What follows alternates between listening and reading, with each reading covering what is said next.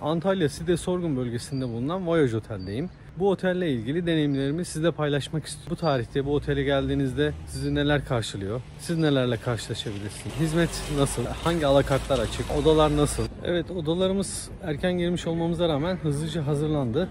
Çok fazla beklemedik. Hemen o esnada biz kahvaltımızı alırken odalarımız hazırlandı. Bakımlı peyzajıyla otel yine de çok güzel. Otelin hastane bölümü böyle akşam saat 10'a kadar açık.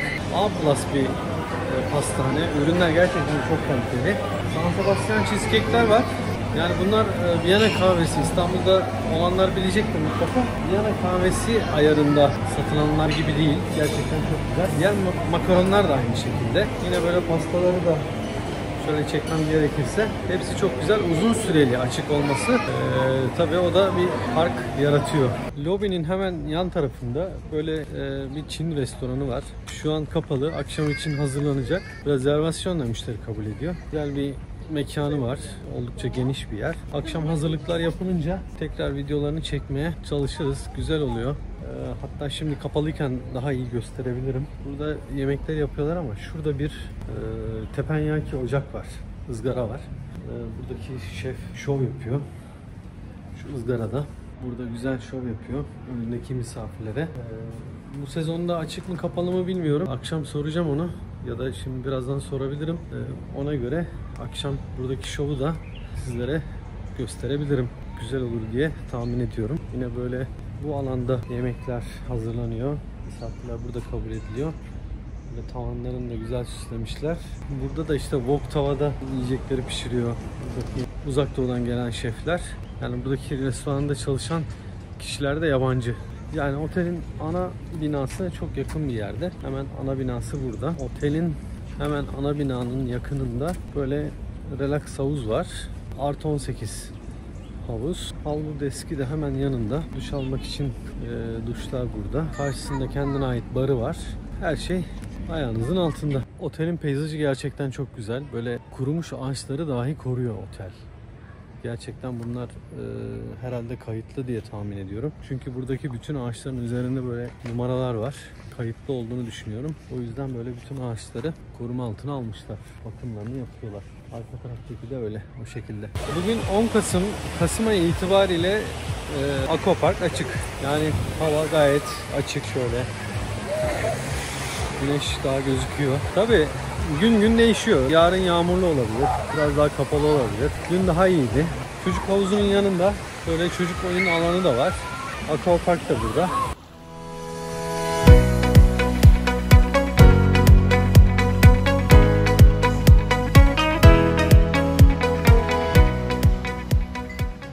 Bugün Kasım'ın 11 olmasına rağmen gerçekten çok güzel bir hava var. Pırıl pırıl güneş böyle hala ısıtıyor. Antalya bu açıdan gerçekten çok güzel bir şehir. Turizm açısından, tatil açısından her mevsimi ayrı ayrı değerlendirilebilecek bir şehir. O yüzden çok güzel. Otelimiz de bu şekilde.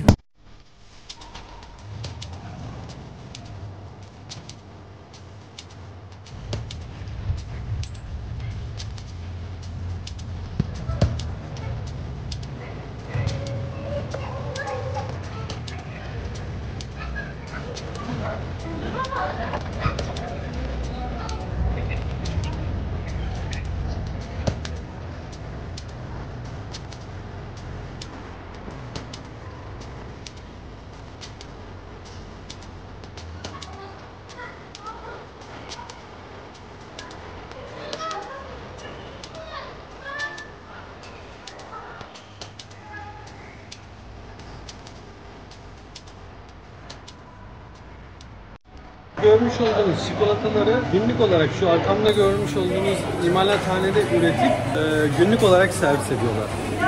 Sabahtan yapıyormuş arkadaşlar. Arkada imalattan çıkan çikolataları günlük olarak reyonda servis edip hizmete sunuyorlar.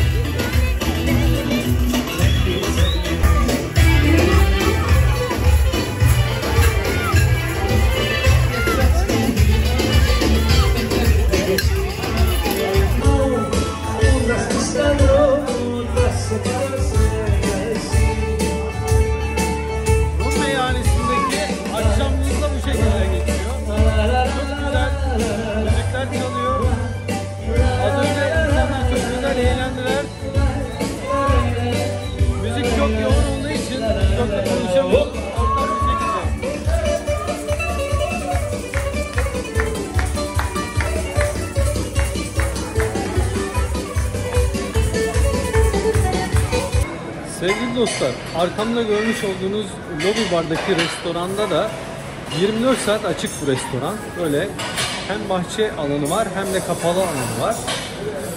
24 saat açık dediğim gibi. 3 farklı periyotta hizmet veriyor. Gece menüsü farklı, sabah kahvaltı menüsü farklı ve gündüz akşama kadar olan menüsü farklı. Oldukça zengin bir mutfağı var. Birçok otelde şöyle bir durum var. Mesela ana restoran belli saatlerde açık, alakartlar belli saatlerde açık veya pastane tarzı yerler belli saatlerde açık. Siz bu saatlerden farklı bir zamanda eğer otele giriş yaptıysanız müşteri orada aç kalıyor. Bir şey yiyecek bir şey bulamıyor vesaire. Ama burada Voyage Otel'de, Voyage Sorgun'daki otelde 24 saat boyunca alakart kalitesinde yemek bulabiliyorsunuz. Yani gündüz menüsü oldukça zengin. Akşam menüsünde arkadaşlara sordum. İşte hamburgerler, cheeseburgerler, gece saat 12'den sonra işkembe çorbası, mercimek çorbası vesaire bunlar var. Sabah menüsü alakart serpme kahvaltı şeklinde bir hizmeti de var. Yani serpme kahvaltı demeyebiliriz ama oldukça zengin bir menüsü var. Hani bu sahanda yumurta veya işte pastırmalı yumurta, sucuklu yumurta, muhlama da dahi varmış. Yarın deneyeceğiz bakalım. Gayet zengin et döner. Hem dürüm şeklinde hem porsiyon şeklinde kanat ızgaralar vesaire bunlar oldukça zengin bir mutfağı var.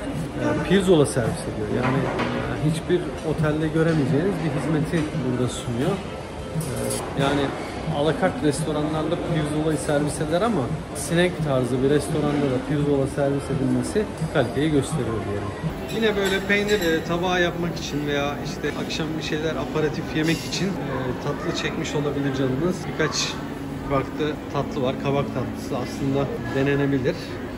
Yine böyle meyveli yoğurtlar veya sütler bunlar tercih edilebilir. Akşam bir şeyler yemek için hani denenebilir. Bu şekilde böyle dışarıda şey de var. Akşam çekiyorum, yarın sabah yine çekerim. Dışarıda da oturulabiliyor. Şu an benim üzerimde bir gömlek var. Akşam saat 10. Şu an 11 Kasım 2025 tarihindeyiz. Herhangi bir ceket ihtiyacı yok. O yüzden Antalya'nın yelpazesi geniş. Burası da lobideki bar. Böyle müşterileri çekmemek için bu açıdan çekiyorum. Oldukça geniş koltuklar var arka tarafta. Gayet geniş bir yer. Lobideki barda da oldukça zengin seçenekler var. Hepsini böyle QR'la menüyü okutup ona göre sipariş verebiliyorsunuz. Yine plaj tarafında kare kodu okutup oradan sipariş verip hizmetin size gelme durumu yine devam ediyor. Ama diğer barlarda veya lobideki barlarda böyle bir hizmet yok. Sadece QR'la menüyü okutup sipariş etmek istediğiniz şeyi garsona söyleyebiliyorsunuz. Onlar da hızlıca getiriyorlar.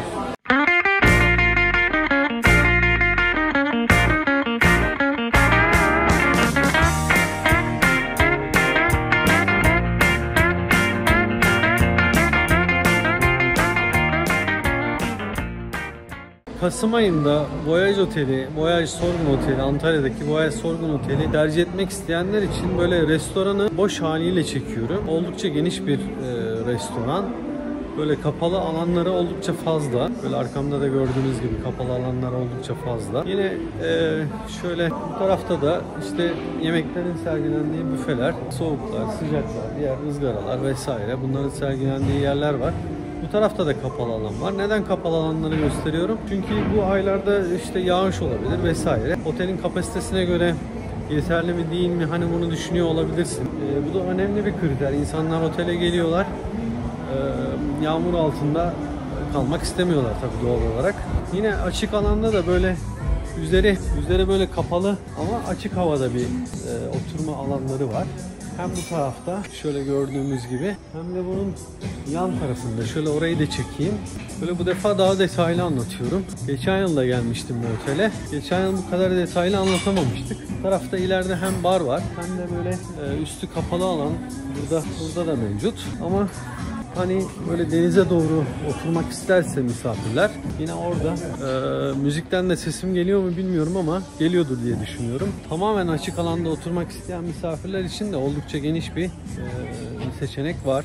Restoran hem kapalı alan hem de açık alan olmak üzere oldukça geniş bir tesis. Şöyle akşam görüntüsüyle ana binayı da görebiliyoruz. Yani burada da şu gördüğümüz alanda da hem yoga yapıyorlar. Sky Yoga diye bir şey yapıyorlar. Yarın videosunu görürsem çekeyim.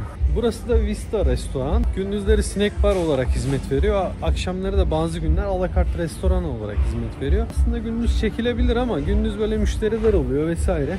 Hani çok insanlar rahatsız olmasın diye çekmek istemiyorum. O yüzden akşam daha rahat olduğu için daha rahat çekebiliyorum. Hem burada bar var hem de işte menüsünde olan işte pide, lahmacun, çıtır tavuk vesaire ürünlerin servisini yapıyor. Köfte, hamburger, pizza bu tarz ürünleri de servis ediyor. Makarna da çocuklar söylüyor, makarna da diye söylüyorlar. Yine içecekler yukarıdaki bardaki gibi oldukça zengin. Akşam da burası İtalyan restoranı olarak alakart hizmet veriyor. Havuz başında böyle, havuzun kenarında güzel bir tesis diyelim. Yine burada şu kepenkleri inik olan yerde şöyle görebiliyor muyuz? Evet, burada hem meyve servisi yapıyor akşama kadar havuz başında, hem dondurma servisi yapıyor.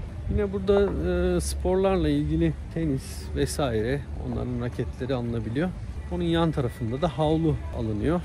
Bunların detaylı anlatımını gündüz de yaparım. Akşam da böyle görmüş oluyoruz. Söylediğim gibi yani insanları çekmek istemediğim için gündüz çekmiyorum. Rahatsız olabilir insanlar diye. O yüzden Kasım'da gelmek isteyenler için güzel bir hava. Gömlekle durabiliyorum akşam saatinde. Ara tatil oluyor biliyorsunuz. Artık çocukların okuldaki ara tatillerinde bir yerlere gitme ihtiyacı hissediyorsanız eğer burayı da değerlendirebilirsiniz. İleride bir konser var. Oraya gidip geliyor insanlar. O yüzden burada da bir kalabalık var. O yüzden orayı da çekmeyeyim. Daha sonra devam edelim. Otelde bir de böyle bowling oynanabilen bir game center var. Oyun alanı var. Arka tarafta bilardo, diğer oyunlar da var. Karaoke yapmak için alan bile koyulmuş. Çocuklar PlayStation'da oynayabiliyorlar. Bowling alanı da var. Gayet güzel düşünülmüş. Alan çok büyük değil ama gayet güzel bu da. Gerçekten sessizliği, böyle sakinliği, orman içerisinde tatili istiyorsanız Voyage Sorgun'u tercih edebilirsiniz. Gerçekten güzel bir peyzajı var, güzel bir oturumu var. 80 dönüm arazi üzerine oturmuş bir otel. Bu şekilde bungalov, villa tarzı evlerde odalar var. Bu odalar hani villa altlı üstü değil.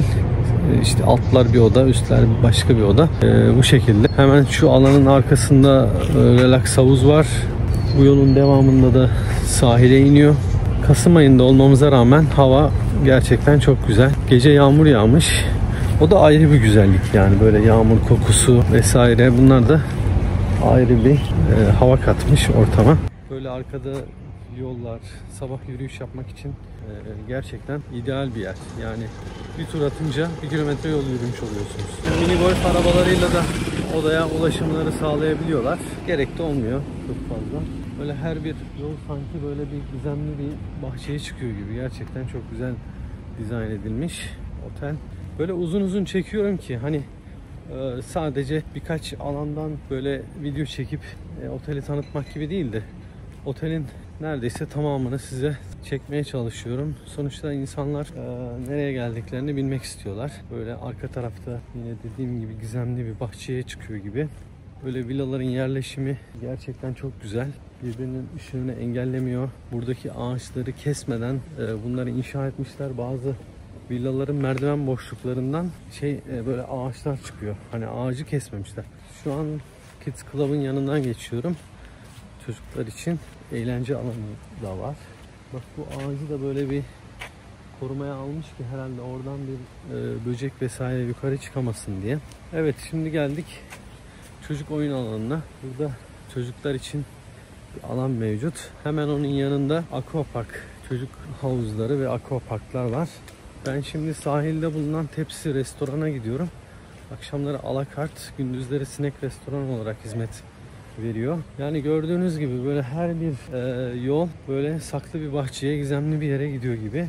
Mesela az önce bahsettiğim ağaç buydu. Kurumuş olmasına rağmen ağacı kesmemişler. Arkadaki peyzaj ekibi, bahçıvan ekibi hem çimlerin hem ağaçların bakımını yapıyor. Tabii bu otellerin alanları çok büyük, yani 80 dönüm arazi üzerine oturuyor. Her tarafın böyle yemyeşil, tertemiz, çiçeklerin bakımlı, yolların bakımlı olması çok kolay değil. Bunlar hepsi birer emek istiyor. İşte bunu da buradaki arkadaşlarımız yapıyorlar. Şimdi geldik sahile. Burada çimlerin üzerinde şezlongda dinlenebilirsiniz. Veya işte burada bir havuz var. Artı 16 havuz. Buradaki şu arkamda görmüş olduğunuz iskele de artı 16 iskele. Yine bunun kısa videosunu geçen anlatmıştım ama bu tekrar anlatayım. Şezlong'da dinlenirken örnek veriyorum, buradaki QR kodu okutuyorsunuz. Şu gördüğünüz QR kodu okutuyorsunuz. İşte bildiğiniz bir yemek sepeti gibi düşünün. Siparişlerinizi veriyorsunuz. Hangi bardağa yakınsa, buradaki bardağa yakınsa buradaki bardan, diğer bardağa yakınsa oraya oturduysanız oradaki bardan servisiniz hemen hızlıca size geliyor. Bu da gerçekten çok güzel bir hizmet. Yani siz burada dinlenirken işte elinizi kaldırıp ya garson bey bakar mısınız, bir sipariş verebilir miyim diye bir şey yok. Garson arkadaşlar boşları topluyorlar. Sizin verdiğiniz siparişleri hızlıca getiriyorlar. Bu da hizmet kalitesini gerçekten çok üst bir noktaya taşıyor. Dediğim gibi çok geniş bir yeşil alan var. Burada şezlongda dinlenmek için, güneşlenme. Şezlong araları bayağı bir geniş. Hani böyle başka bir aileyle hani çakışmamak için bayağı bir geniş. Bu şekilde aralarda oldukça geniş. Denize girebilirsiniz. Arkamda görmüş olduğunuz yer artı 16 iskele. Diğer tarafta bütün müşterilerin kullanabileceği bir iskele, çift iskele var. Otelin alanı oldukça geniş. Yürüyüş yapmak için. Bakın şu bile güzel düşünülmüş bir özellik. Çocuk şezlongu var. Bazen akıla gelmeyen şeyler fark yaratıyor. Otelin etkinlikleri de böyle devam ediyor. İşte arkada okçulukla ilgili ok atıyor arkadaşlarımız. Tenis kortunda yapılıyor bu işlemler. Dün bu alanda değişik çocuklar için böyle şişme balonlar, bisiklet çevirerek arabaları yarıştıran bir şey vardı, oyuncak vardı, onu getirmişlerdi. Tenis kortları bu şekilde, 4 tane tenis kortu var. Tenis kortunda duvar çalışmak için duvar var. Yine basket sahası ayrıca var mı bilmiyorum, ona da bakarız. Tenis kortunun zeminleri böyle kum zemin değil ama halı saha tarzında, üzerine kum dökülmüş bir zemin. O da merak ediliyor olabilir. Onun dışında alt tarafta voleybol alanı var. Yine küçük halı saha yapmak için kale direkleri mevcut. Yani böyle halı sahada oynanabilir. Alan oldukça geniş. Böyle okçuluğa da talep bayağı fazla.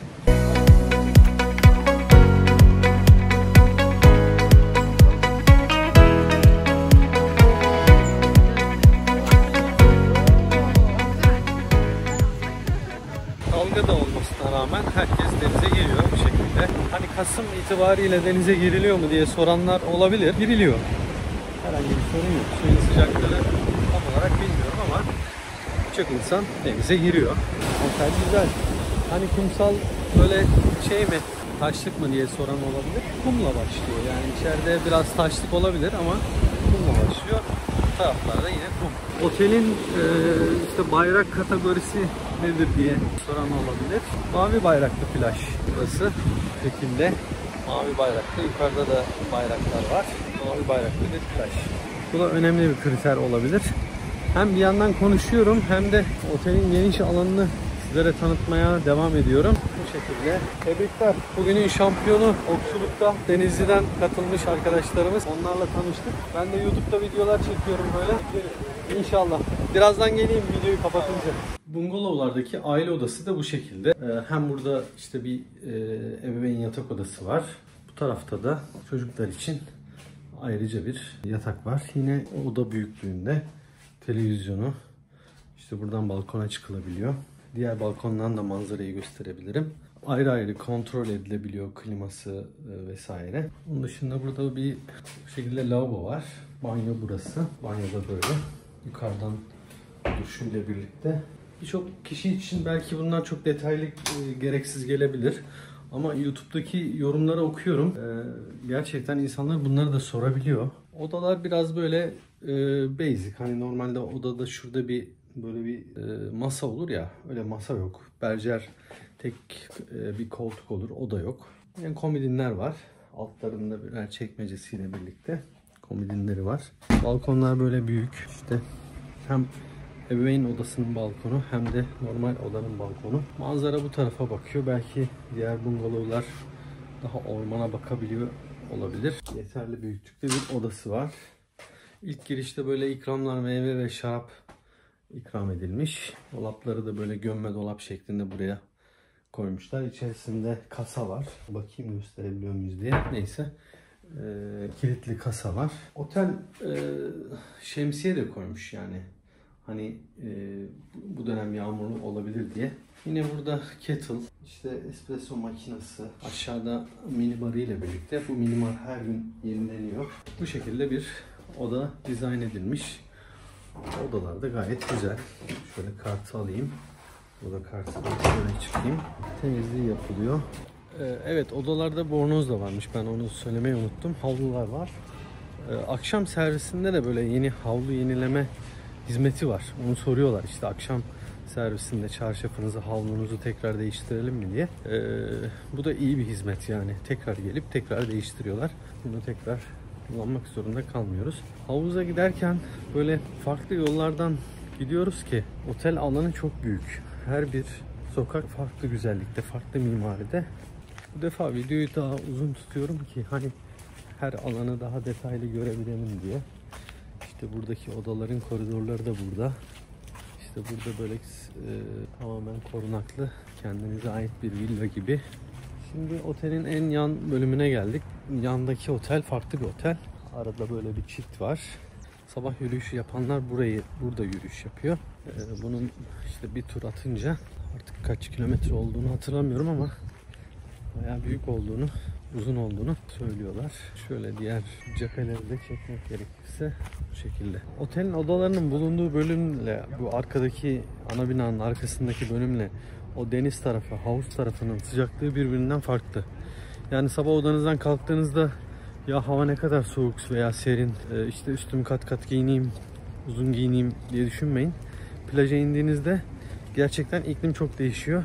Tekrar odanıza gidip tekrar üstünüzü değişmeniz gerekebilir. Buna da dikkat edin. Burada da çok güzel böyle bir konser gösteri alanı var. Oldukça büyük. Ön taraf sahil, yan tarafında barı var. Konser esnasında insanlar yiyecek içeceklerini oradan alabiliyorlar veya masalara servis ediliyor. Bu gördüğünüz alanda konser veya gösteri şovlar yapılıyor. Hem böyle küçük barlarda, bar sandalyelerinde oturabiliyorsunuz hem de böyle minderlerde oturulabiliyor. Daha önce geldiğimizde Ege diye bir sanatçı var. Biliyorsunuz o çıkmıştı.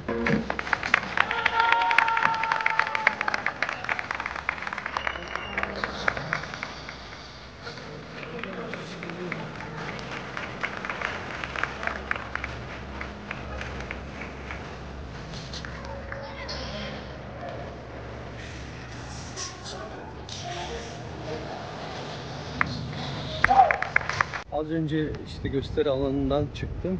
Ön tarafta Vista restoran var. Hemen onun yanında burada da böyle artı 16 bir havuz var. Bu havuzda işte dediğim gibi 16 yaşının üzerindeki kişilere hizmet ediyor. Müzik yok. Sakin bir havuz. Hemen oradan havlu ve diğer ürünleri alabileceğiniz yer var. Bazı bungalov villalara da çok yakın. Dün akşam çekimini yaptığım bu Buzuki Rum Meyhanesi alakart restoranın hemen yanında Carino adında başka bir alakart restoran var. Burası da böyle steakhouse tarzında ürünleri servis ediyor. Ama burası bu dönemde kapalı zannedersem. Yazın açıktır diye tahmin ediyorum. Buradaki alakart restoranlar bu şekilde. Rum Meyhanesi gerçekten güzeldi. Eğlenceli. Yunan tarzı, Türk tarzı benzeşen müzikleri çalıyor. Ondan sonra eğlendiriyor insanları. Balık ağırlıklı menüsü vardı. Kalkan ikram ediyorlar. Yine diğer mezeler, karides, kalamar veya diğer balıklar da vardı. İşte lagos, kaya levreği vesaire, somon gibi. Yani balık ağırlıklı bir restorandı. Orada tabii önemli olan şey oradaki sirtaki. Bu Yunan tarzı müziklerle. Yine her yerde değişik ağaçlar, meyve ağaçları var. Böyle turunçlar var. Kedi dostu bir otel. Böyle burada kedi evleri var. Diğer tarafta da vardı.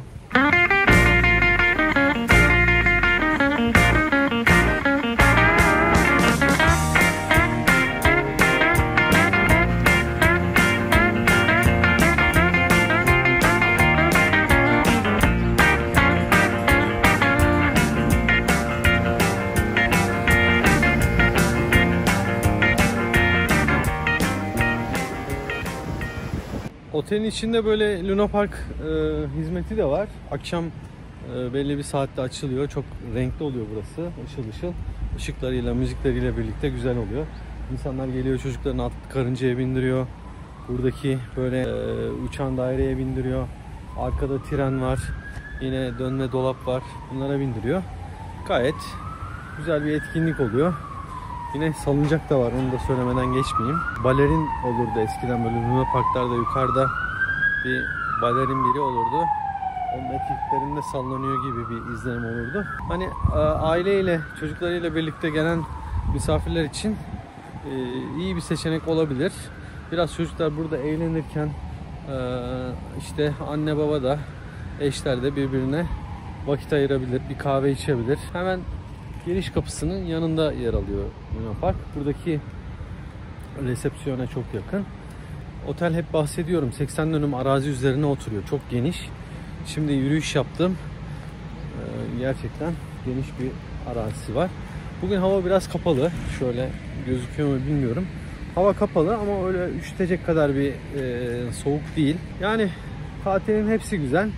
Tabii ki yazı tercih edenler için yaz ayları havuza girmek, denize girmek, serinlemek güzel. Ama ara tatilde de bu riski alarak, hani kapalı da olabilir, yağışlı da olabilir, bahardan kalma, yazdan kalma bir günle de karşılaşılabilir. Bizim giriş yaptığımız ilk 2 gün, 3 gün böyle bir güne denk geldi. Yazdan kalma çok sıcak günlere denk geldi. Denize girebildik, havuza girebildik. Ben pek tercih etmiyorum. Arkadaşlarım, eşim, onlar giriyorlar. Ben daha böyle sıcak havaları seviyorum. Ama önemli. Zaten fiyat olarak da hani böyle yaz fiyatları olmuyor. Yani fiyat olarak da ona göre bir fiyatı daha yaz aylarına göre daha makul bir seviyeye geldiği için hani yazla bu mevsimi birebir kıyaslamak doğru değil. Ama hizmet kalitesi olarak, hizmetin size sunulması olarak, yemeklerin kalitesi olarak yaz kış her zaman aynı olduğu için bu tarihleri de değerlendirebilirsiniz. Ve otele gelirken bebek arabası getirmenize gerek yok. Bagajınızı doldurmanıza gerek yok. Otelde bir sürü bebek arabası var. Bunları size kullanım için sunuluyor. Şu an böyle bir ihtiyaç olmadığı için hani ben farkında değildim ama tesadüfen böyle Luna Park'ın yanında bebek arabaları da buradan müşterinin kullanımına, hizmetine sunuluyor. Yine yan tarafta böyle bir sürü bisiklet var. Bisiklet dostu otel diye yazmışlar. O da nedir bilmiyorum. Resepsiyondan bisiklet isteyip burada bisiklet kullanabiliyor muyuz? Tam bilmiyorum. Bakalım. Bisiklet dostu otel. Sürdürülebilir turizm ilkelerine bağlı çevre ve doğayı koruma faaliyetlerinin bir parçası olarak bisiklet dostu otel olarak şey yapılmış. Herhalde resepsiyondan istiyoruz. Ona göre buradan bir tane bisikletler de güzel bu arada. Kasko da var. Bisikleti kullanabiliyoruz diye düşünüyorum. Birazdan öğrenirim. Net bir şekilde belki bisiklette sürebilirim. Bisikletlerin nasıl kullanıldığını öğrendim. Bu animasyon grubu belli günlerde ve belli saatlerde 1-1,5 saatlik bir bisiklet sürüş etkinliği düzenliyormuş. Zannedersem otelin dışına çıkıyorlar.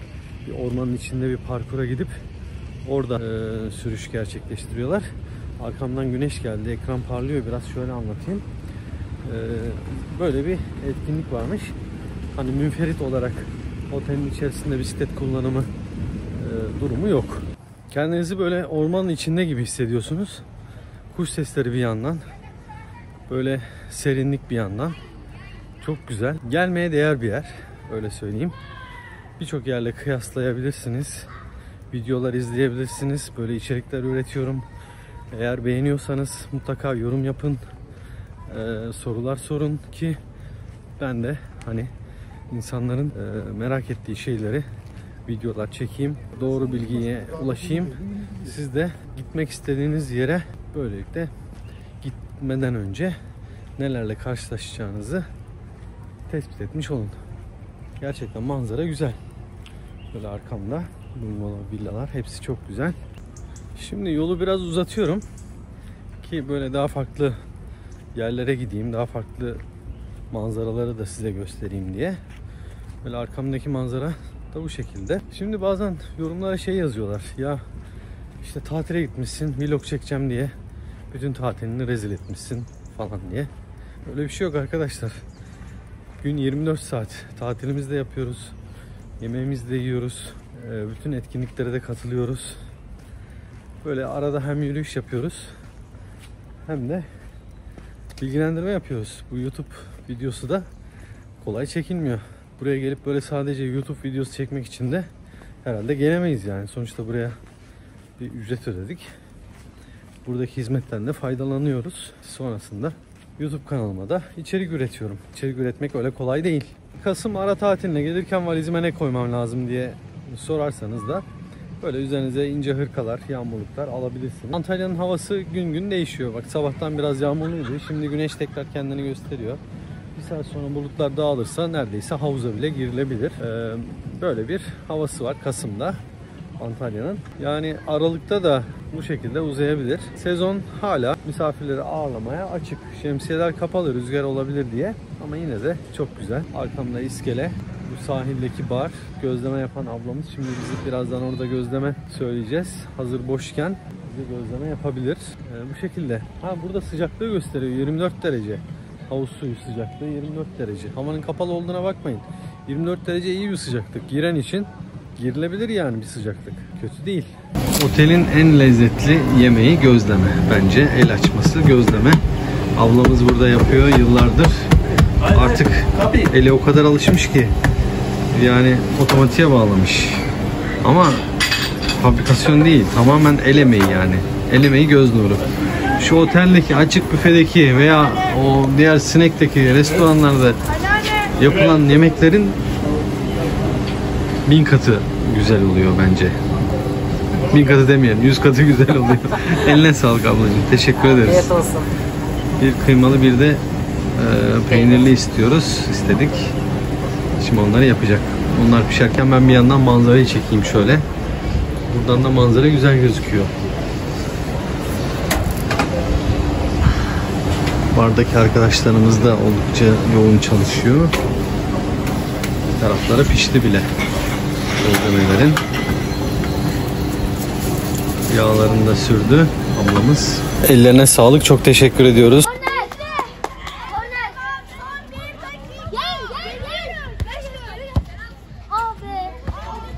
Arka tarafta da böyle fly yoga diye bir şey yapıyorlar. Çok yakından çekmiyorum misafirleri çekmemek için. Böyle bir nevi yoga. Bunu YouTube'a yazıp bakabilirsin.